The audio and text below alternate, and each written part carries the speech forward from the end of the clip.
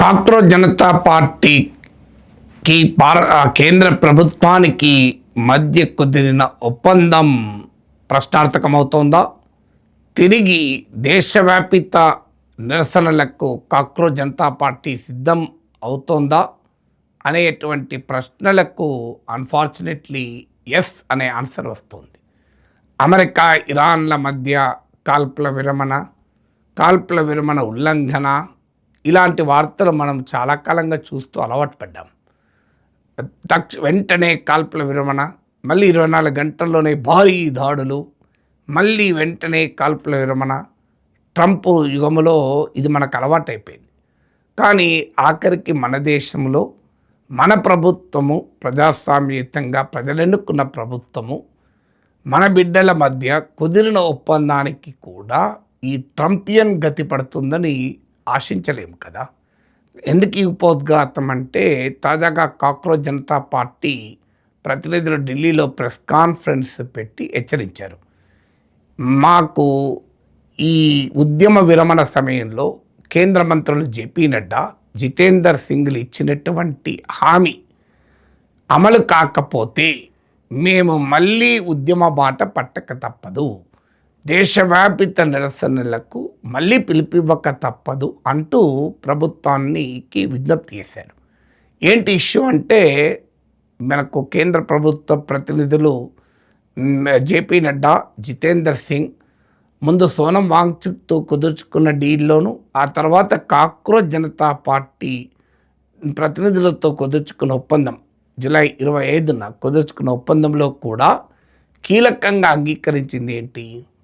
మీకు ఈవెన్ ధర్మేంద్ర ప్రధాన్ రాజీనామా కన్నా ఒక్కరోజు ముందే అంగీకరించింది ఏంటి? ఈ నిరసనల్లో, ఢిల్లీలో జరిగిన నిరసనల్లోనూ లేదా నీట్ పేపర్ లీక్స్ సందర్భంగా దేశవ్యాప్తంగా జరిగిన నిరసనల్లోనూ పాల్గొన్న విద్యార్థులపై కానీ, వాలంటీర్లపై కానీ, యాక్టివిస్టులపై కానీ ఎలాంటి కేసులు ఉండవు అని. ఇప్పటికే దాఖలైన ఎఫ్ఐఆర్లను ఉపసంహరించుకుంటాము, ఇక ముందు ఏ రకమైన కేసులు పెట్టము అని సోనం వాంగ్చుక్ ముందుగా లిఖితపూర్వకంగా ఇన్ రైటింగ్ కేంద్ర ప్రభుత్వం రాసిచ్చింది. ఆ తర్వాత కాక్రోచ్ జనతా పార్టీకి కూడా అంగీకరిస్తూ ఒప్పందం కుదిరింది. అయినా కాక్రోచ్ జనతా పార్టీ 24 గంటల పాటు ఉద్యమం ఆపలేదు. కారణం, మరో ముఖ్యమైన డిమాండ్ ధర్మేంద్ర ప్రధాన్ రాజీనామాకు ఇంకొక రోజు సమయం అడిగింది కేంద్రం. ఫైనల్గా ధర్మేంద్ర ప్రధాన్ రిజైన్ చేశారు. కేంద్రానికి కాక్రోచ్ జనతా పార్టీకి మధ్య అండర్స్టాండింగ్ కుదిరింది. దాని ప్రకారం కాక్రోచ్ జనతా పార్టీ ఉద్యమాన్ని కూడా ఉపసంహరించుకుంది. ఇప్పుడు నరేంద్ర మోడీ ప్రభుత్వం పైన విశ్వాస పరీక్ష ఏంటంటే, మీరు ఇచ్చిన మాటకు నిలబడతారా అని. ఇప్పటి వరకు కాక్రోచ్ జనతా పార్టీ ప్రతినిధుల ప్రకారము ఈ ఒప్పందానికి సంబంధించిన రిటర్న్ డాక్యుమెంటే ఇంకా ఇవ్వలేదని. అంటే వారి ఉద్దేశం ఏంటి? ఇంతకాలం ఎందుకు పడుతుంది రిటర్న్ డాక్యుమెంట్ తయారు చేయడానికి? దాంతోపాటు ఆల్రెడీ బీజేపీ పాలిత రాష్ట్రాల్లో భారీ ఎత్తున కేసులు పెడుతున్నారని.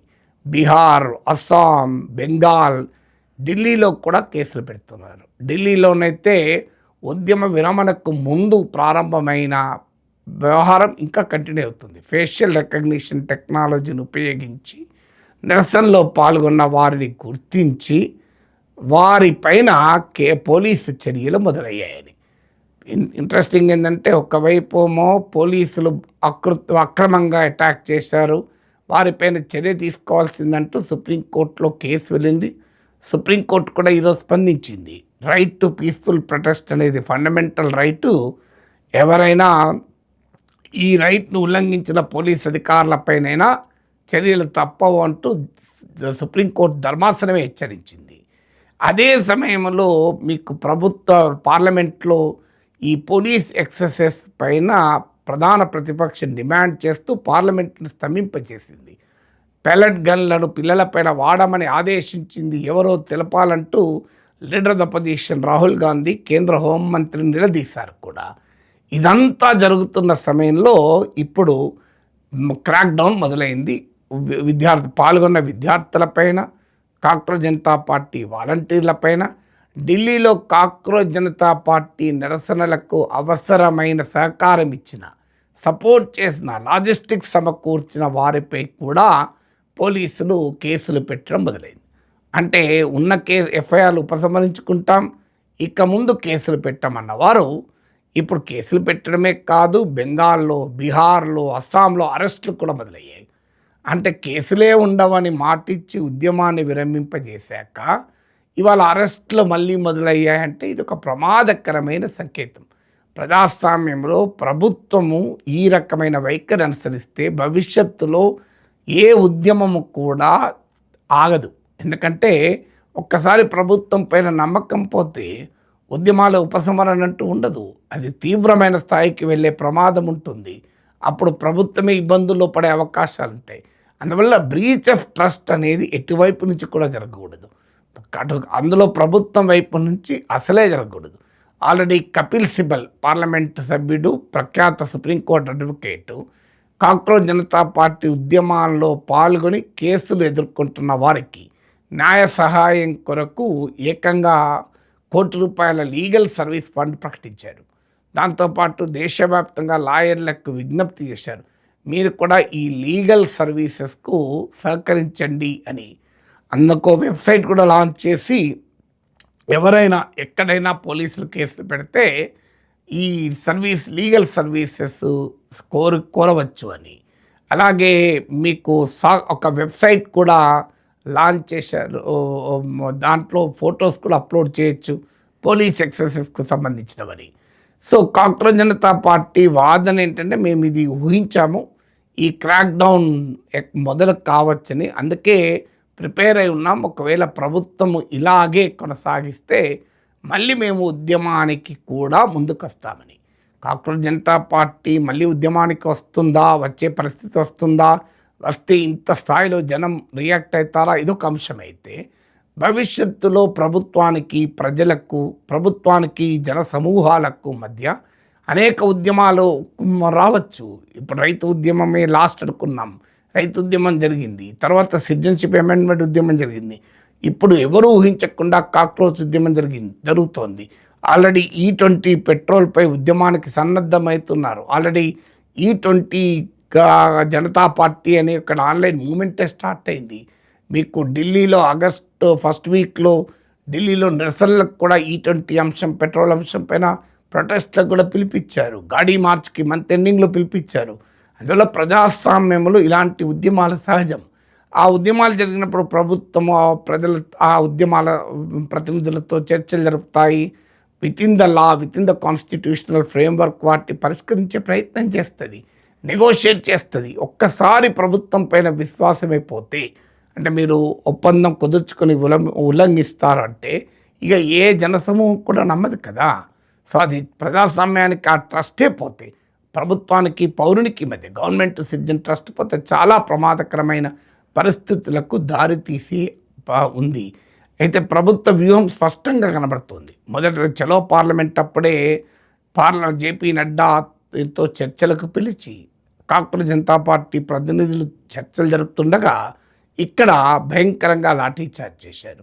తర్వాత ధర్మేంద్ర ప్రధాన్ రాజీనామా చేసినప్పుడు కూడా ఆయన నైతిక బాధ్యత వహిస్తూ ఒక మాటలే, రాజకీయ జవాబుదారీతనంతో రాజీనామా చేస్తున్నానలే, ఇందులో దేశ వ్యతిరేక శక్తులు దీన్ని ఉపయోగించుకునే ప్రమాదం ఉంది కనుక నేను రాజీనామా చేస్తున్నా అన్నాడు. అంటే తన ప్రాపగండా ఆయుధాన్ని ప్రయోగిస్తూ బీజేపీ మంత్రిని ఉపసంహరించుకున్నారు. తర్వాత ఆయన ఇవాళ పార్లమెంటుకు వస్తే ఎన్డీఏ ఎంపీలు ఆయనకు వీర లెవెల్లో స్వాగతం పలికారు. ధర్మేంద్ర ప్రధాన్ జిందాబాద్ అంటూ అదొక పెద్ద అద్భుతమైన విజయం సాధించి వచ్చినట్లు.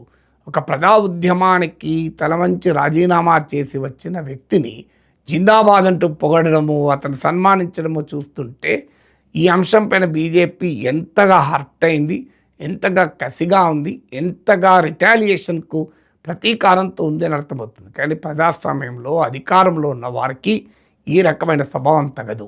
ప్రజలతో రీకన్సిలియేషన్ అనేది చాలా కీలకం. మీకు డెమోక్రసీలో గెలుపోవటంలో కాదు, అల్టిమేట్గా ప్రజలు ప్రభుత్వానికి అధికారం ఇచ్చింది, ప్రజలతో అవసరమైనప్పుడు సంప్రదింపులు జరిపి వారు ప్రజలతో అవగాహన కుదుర్చుకొని సమస్యలు న్యాయమైనప్పుడు పరిష్కరించమని. అందువల్ల ఇక్కడ ప్రభుత్వానికి తలవంపుగా భావించాల్సిన అవసరం లేదు. పొలిటికల్ ఆ గేమ్లో అప్పర్ హ్యాండ్లు ఉండవచ్చు, కానీ అల్టిమేట్గా it's a game of governance కనుక పిల్లలపైన ప్రతీకార వాంఛతో ప్రభుత్వాలు కసితో పనిచేయాల్సిన అవసరం లేదు. అందువల్లే ప్రభుత్వం ఇచ్చిన హామీలను నిలబెట్టుకోకపోతే డెమోక్రటిక్ డెఫిసిట్ పెరుగుతుంది. అది చాలా ప్రమాదకరం.